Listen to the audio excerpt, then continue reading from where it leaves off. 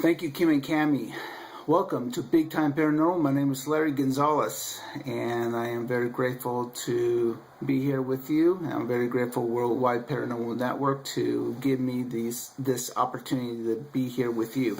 Now, because of the schedule for the last couple of weeks have been thrown off because the internet was down, last week's show was actually meant for a couple of weeks ago. So we actually have a lot of different news to cover for the last 2 weeks, but because of the amount of stories, I'm going to actually tell the stories even shorter than normal. So we're just going to do a glancing blow to them. So let's get started. The first story is UFO tampering with nukes is smoking gun. Now, many of you have heard the story about UFOs have been flying over Russia and the United States, even Britain, as far as turning on and off the nuclear weapons in the different nuclear facilities. Former U.S. Senator Mike Gavel believes statements from Air Force officers are proof of a UFO cover-up. He also believes that these cover-ups go all the way up to the White House, and of course, whatever the White House says is basically gospel for the rest of the government. So there you are. A former U.S. Senator, and I'm sure there's others that have spoken about this as well. So we'll keep an eye on that if anyone else comes forward. The next story is a story from, it has to do with a photograph that NASA apparently took. It's a disc-shaped UFO caught in NASA photograph. Now, the image was taken from orbit that was featured in a NASA website, shows a potentially otherworldly extra. The photograph was, it's an impressive shot taken high above where ribbons of clouds cover. Now, from what I read, it was caught by others, not by NASA itself, as far as seeing the disc. And the disc had a certain glow about it.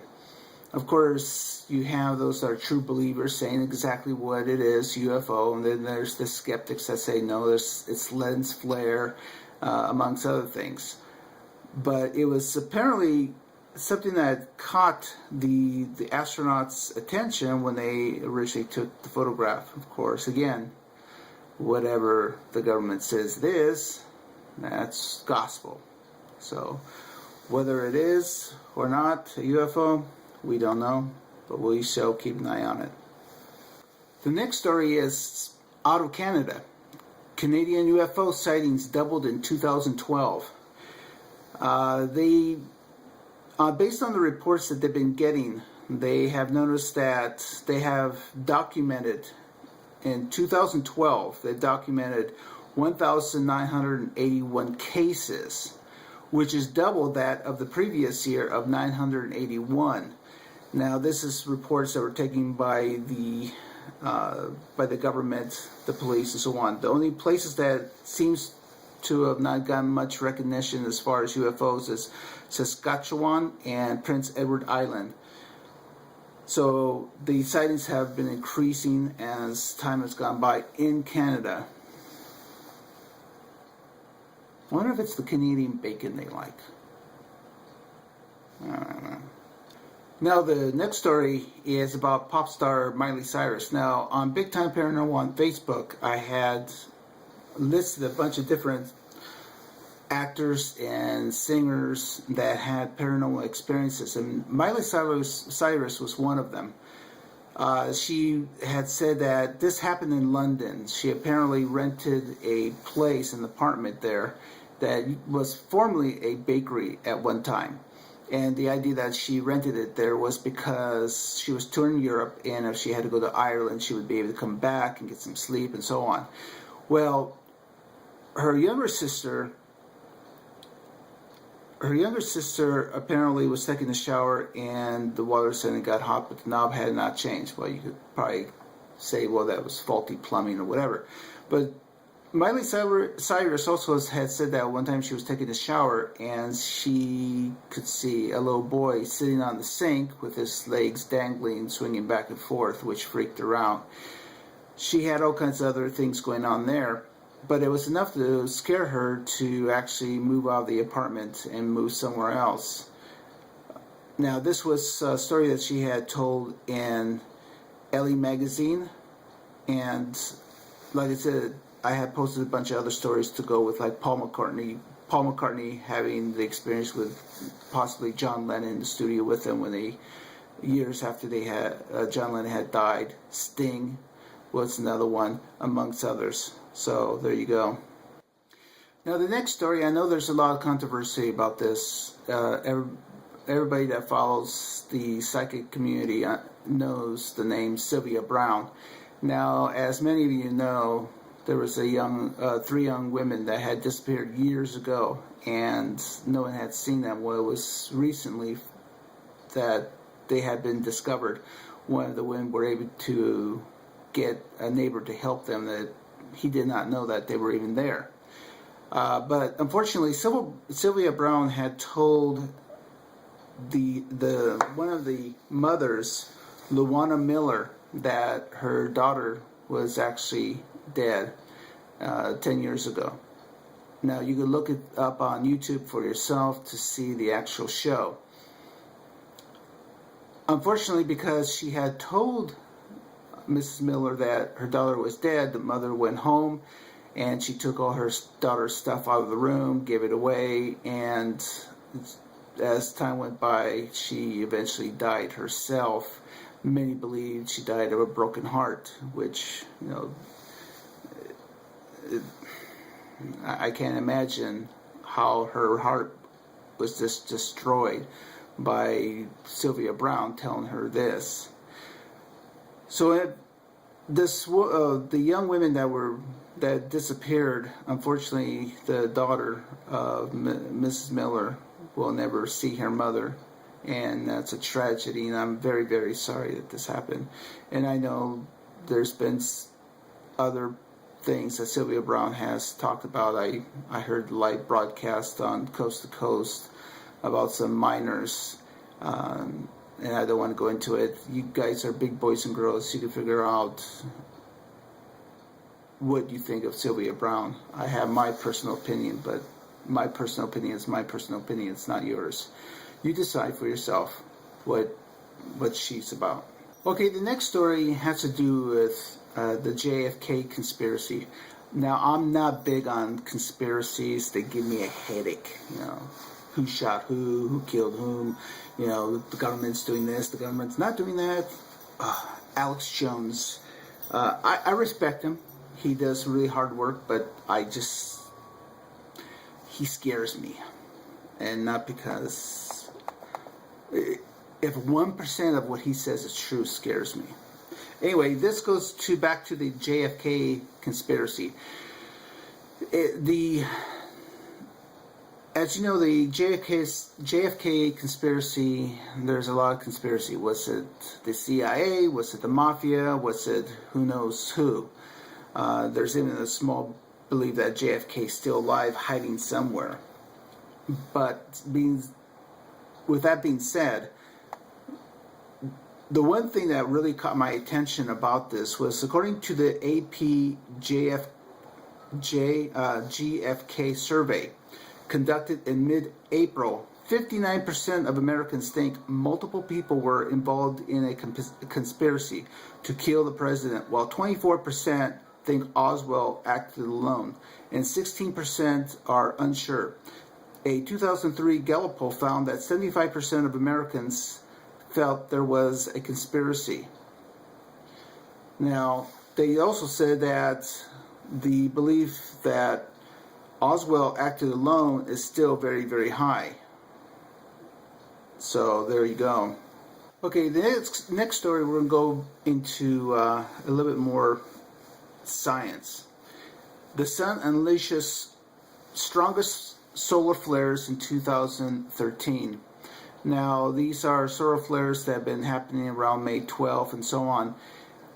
Of course, these are some very big ones, and of course, we've reported before about that if a solar flare was to hit the Earth, depending on how strong and how much it hits the Earth, it can cause power grids to go down. Even glancing blows can cause problems with your cell phone and also our satellites. So potentially, if you have satellite radio, it can go down. Satellite television can go down, and many other things. So, of course, NASA's keeping an eye out on that. The next story has to do with NASA. Now, NASA and other companies are apparently very interested in electric vehicles as far as going to Mars and so on, but they've also been getting into the idea of using electric power for satellites in orbit. It seems like they're trying to get away from the chemical rockets that they currently use to use electric. They say that the idea is becoming more and more interesting to them as a propulsion. The Japanese are also developing their own set of electric engines. So one day when we do go to Mars or whatever, it might be using electric energy instead of chemical rockets. So it'll be interesting where they go from there. Now the next story is a few weeks ago, we were reporting about private company wants to be able to send people one way to Mars. Again, one way because of the fact that once they get to Mars, their bodies will start to change, their muscle tone, their bone structure, bone density, and so on is going to change. And for them to come back to Earth is going to be impossible because their bodies will be no longer able to sustain the physical needs of Earth. Now, what they were hoping for is, I believe it was 500,000 applicants to go to Mars. Again, because it's a one-way trip, they need a large population to be able to procreate. So far, they have gotten 78,000 people to apply. So they're on their way to doing that. Okay, the next story is scientists using the Hubble telescope has discovered two dead stars 150 light years from Earth that are polluted with raw material for a strange new world, scientists say. Now, these stars are actually white dwarfs that are in place. The debris that they're talking about are apparently what is material that was used originally to form the planets and so on, and either they didn't finish forming or they fell apart. So there's some debris out there. Again, very short stories. You can check it out for yourself on Google. We're going to be moving more into more Earth stuff right now, getting away from some of the space stuff. The next story has to do with valley fever. Now, if you're not familiar with valley fever, here in the San Joaquin Valley where I live, and in the Southwest itself, it's been getting drier and drier because of the climate. Now, valley fever is actually a spore that gets into the atmosphere. Now, what happens is that when the air goes from more moisture to more drier, the spore gets released more into the air, and more people have been getting it. And what it does is it gets into your system, and unfortunately, like in your lungs, and it tends to grow like a big cyst. And the only way to get rid of it is they need to open you up and cut it out. There's even been some people that have died. Now, the reason I'm following this story more is because a friend of mine had developed valley fever many years ago, and he thought he had cancer the way it was going. But when they actually opened him up, they discovered it was the spore that had been growing, and they removed his lung, and he was forced into early retirement. Now he was fortunately happy that it turned out that way, because I know someone else who she lost a lung and a half, and she currently lives today with only half a lung. Of course, the body tries to compensate by growing the lung a little bit bigger so she's able to breathe. But like I said, it can really, really damage you. But this report came out of Fresno, and it's been growing. But it's not just here in the States. Mexico has been developing, and some Central America and South American countries have been noticing an increase in it. So that's something that you have to keep an eye out. Valley fever, very dangerous. Now, the next two stories are basically, I put them together basically, and you'll understand why in a moment. Many of you got a chance to see the story about Amy Copeland. She was the one that, she's a survivor of the flesh-eating disease where she lost both her arms and her legs. She is a 24-year-old woman. She was in May 1st, 2012. She accidentally got caught. She actually got a cut from a zip line accident over the Georgia River. Now, I do have a cousin. You're probably saying, "Well, he knows a lot of people," but I have a cousin that actually suffered from the flesh-eating disease. It was on his leg. Well, that was my daughter that walked by, and he lost a lot of the flesh. In fact, when they were taking him into the ER to remove his leg, they went ahead and discovered that the disease actually stopped on its own, and he was very lucky. He could have lost his leg like a lot of people have, like this young lady did. Well, the good news is that a spokesperson, Karen Hodgkinson from Touch Bionics, they donated 2 bionic hands for this young woman, and now she's using them. You can imagine how thrilled she is to be able to have hands, to be able to pick up things and so on. If you haven't seen flesh-eating disease, do your favor, do not Google it for pictures. It is just horrendous, some of the cases. I saw a young person in, I think it was Indonesia, that they lost half their face, and it was just, I've seen a lot of things, but that was horrible, horrible, horrible, horrible. So good for her that she has these bionic hands. Now the next story goes along with what we just reported about the young woman. A Russian billionaire, Dmitry Iskov, plans on becoming immortal by 2045. The 32-year-old Russian billionaire and media mogul thinks he can do this by building himself and everyone an android body by the year 2045. Now, this is something that they've been talking about in science fiction movies for a long time. Being able to create an android body and being able to upload your consciousness eventually into the body, so you basically become immortal.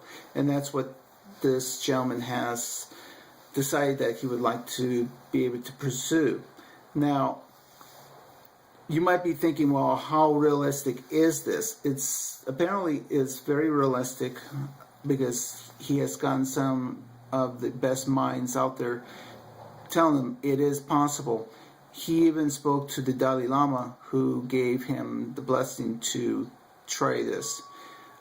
He's so sure of it happening and working that he actually created his own political party called Evolution 2045. The timeline that he has set up is very interesting, because what he plans to do is, let's see, I'll read it to you. By 2025, Iskov expects an autonomous life support system for the human brain linked to a robot. In other words, they've had the tech for implanting the human brain into the robot. By 2035, a human should be able to upload the brain into a robot. And by 2045, our bodies will be replaced with holograms. When this happens, Iskov says we will become a new species. And you can go to 2045.com to read more about this. Again, something out of science fiction. Is it possible? Sure. Is it something people embrace? I don't know. I mean, especially those that are religious. And we're meant to be in our own bodies, not in machines. Now we're going to get into a little bit more lighter news. The first one is, this happened to happen in British Columbia. The Canadian police have reported that it appears that they've got on record their very first flying car accident. A gentleman was able to design a car that had a propeller and a parasail, and apparently he was actually flying it. Unfortunately, he flew it into a tree. I actually saw the picture of it tangled in a tree. It was very interesting to see. So there you go. The first flying car accident. I wonder if his insurance covered that. The next story is actually also very humorous. This, a man who thought he had a runny nose for a year and a half finds out it was really his brain fluid leaking. Okay, it's not exactly humorous, but it's ill, but I've never heard of anything like this. Apparently this guy had for 18 months a runny nose. Now you would think, well, after a week or two I might go see a doctor to see why I have this runny nose. It just won't stop.